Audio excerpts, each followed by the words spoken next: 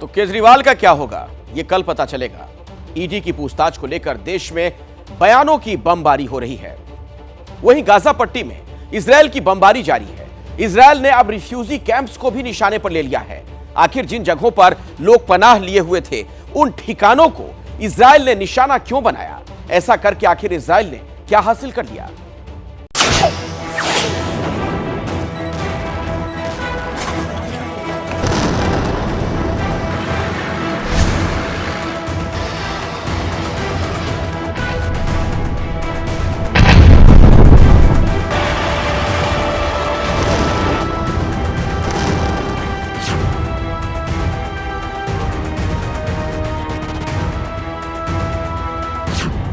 पहला target Jabalia refugee camp. दूसरा target अल शती refugee camp और तीसरा टारगेट नुसरत रिफ्यूजी कैंप।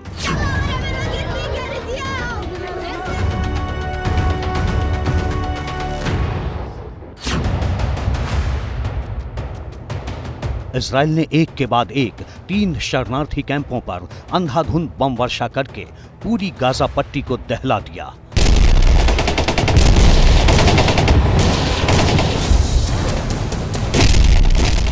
इन कैंपों में गाजा पट्टी के उन फिलिस्तीनियों ने शरण ली हुई थी जो इजराइल की बमबारी के बाद जान बचाने के लिए अपने घरों को छोड़ आए थे। लेकिन इजराइल ने एक के बाद एक इतने बम बरसाए कि यहां भी जिंदगी सलामत नहीं रही। इन हवाई हमलों में रिफ्यूजी कैंपों के आसपास कई इमारतें मलबे में तब्दील हो गईं। हमले में तबाह जबालिया रिफ्यूजी कैंप में तो लाशों का अंबार लग गया। गम और गुस्से में डूबे लोग मलबे में अपनों के शवों की तलाश कर रहे हैं। ना यहाँ कोई मिलिट्री है, ना यहाँ से गोलीबारी हो रही है। लोग अपने घरों में सुरक्षित थे, अपने घरों में बेड पर सो रहे थे। मैं ये देखकर सदमे में हूँ कि इजराइल ने फिलिस्तीनियों पर उनके सुरक्षित ठिकानों में आधुनिक हथियारों से बम बरसा दिए। फिलिस्तीनी मीडिया ने अपने गृह मंत्रालय के हवाले से लिखा है, अकेले जबालिया रिफ्यूजी कैंप पर इजराइल ने 6 बम गिराए। इनमें से हर एक बम में करीब 1 टन विस्फोटक इस्तेमाल किया गया।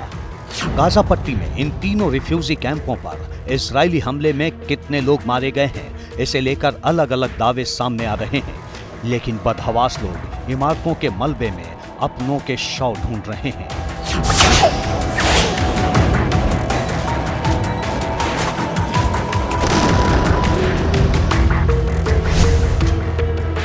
इजराइल ने इन रिफ्यूजी कैंपों को क्यों निशाना बनाया, इसे लेकर दावा किया गया है कि जबालिया रिफ्यूजी कैंप के नीचे हमास का अंडरग्राउंड कमांड सेंटर था। इस हमले में रिफ्यूजी कैंप के आसपास की कई इमारतें ढह गईं। इजराइल का दावा है कि इस हमले में हमास का कमांडर इब्राहिम बियारी मारा गया। इजराइल का ये भी दावा है कि हमास का ये कमांडर 7 अक्टूबर के हमले में शामिल था। हमास के कमांडर वाली जो इमारत ध्वस्त की गई, उसी की वजह से अन्य इमारतें भी गिरी। वो इसलिए क्योंकि जबालिया में जमीन के नीचे काफी बड़ा नेटवर्क था, जहां से हमास हमारे सुरक्षा बलों पर आतंकी हमला करवाता था। हमारे हमले में हमास का पूरा इंफ्रास्ट्रक्चर ध्वस्त हो गया और कई आतंकी मारे गए।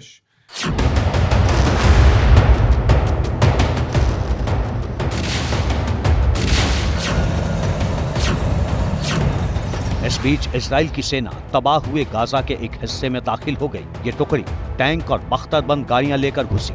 इजरायली सेना के इस वीडियो में उसके सैनिकों की पृष्ठभूमि में गाजा में हमले से ध्वस्त हुई इमारतें दिख रही हैं। इजरायली डिफेंस फोर्सेस ने अपने सैनिकों और टैंकों को आगे बढ़ने के आदेश के साथ एक वीडियो भी सोशल मीडिया पर पोस्ट किया है।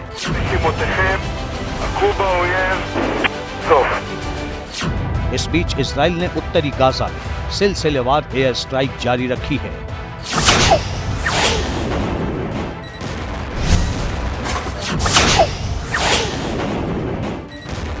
इजरायली हमलों की वजह से रात भर गाजा के आसमान में भीषण आतिशबाजी जैसा नजारा दिखाई दिया। इजरायली डिफेंस फोर्सेस की ओर से बताया गया है कि जंग शुरू होने से लेकर अब तक उसने आतंकी संगठनों के 11,000 से ज्यादा ठिकानों को बमबारी से तबाह किया है। गाजा के स्वास्थ्य मंत्रालय का कहना है कि इजरायली हमले में अब तक 8,500 से भी ज्यादा फिलिस्तीनियों की मौत हो चुकी है। इजराइल की एयर स्ट्राइक से गाजा कैसे मिट्टी में मिल गया, इसका अंदाजा इन ताजा ड्रोन तस्वीरों से लगाया जा सकता है। पूरा शहर खंडहर नजर आ रहा है। इस तबाही को देखकर ऐसा लग रहा है कि इजराइल का ग्राउंड ऑपरेशन विधिवत शुरू होने तक गाजा पट्टी में तो कुछ बचेगा ही नहीं। इजराइल के हमलों के बीच हमास ने भी तेल अवीव को टारगेट किया है। तेल अवीव पर रात में कई बार रॉकेट हमले किए गए, लेकिन इजराइल के एयर डिफेंस सिस्टम के सायरन बज उठे और हवा में ही रॉकेट मार गिराए गए। इजराइल भी कई मोर्चों पर एक साथ लड़ रहा है। वो एक तरफ हमास को गाजा पट्टी में निपटाने में जुटा है, तो दक्षिण लेबनान वाली बॉर्डर से हो रहे हिजबुल्लाह के हमलों का भी जवाब दे रहा है। इस बीच बड़ा डेवलपमेंट ये हुआ है कि हमास ने बाकायदा वीडियो जारी कर बताया है कि अगले कुछ दिनों में वो बंधकों को छोड़ देगा। हालांकि इजराइल को हमास और दूसरे आतंकी संगठनों पर भरोसा नहीं है। इसी के चलते इजराइल ने लाल सागर में अपनी नेवी मिसाइल बोट तैनात कर दी है। इजराइल को आशंका है कि गाजा पर हमले के चलते आसपास के दूसरे फ्रंट भी खुल सकते हैं।